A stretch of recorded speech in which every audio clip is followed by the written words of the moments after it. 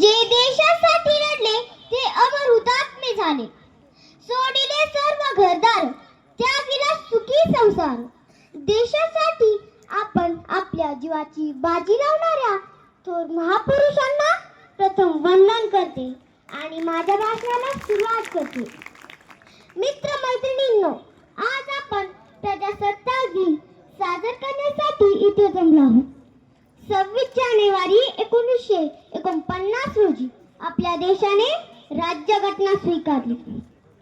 Doctor Babasaheb आंबेडकरांनी ही राज्यघटना तयार केली. खरंच आजचा दिवस सोन्याचा दिवस म्हणावा लागेल.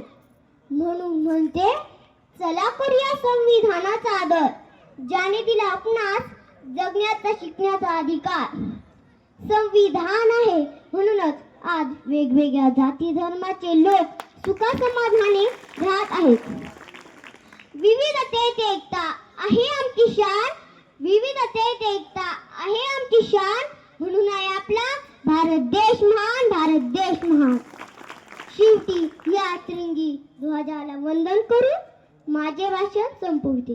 जय हिंद, जय भारत.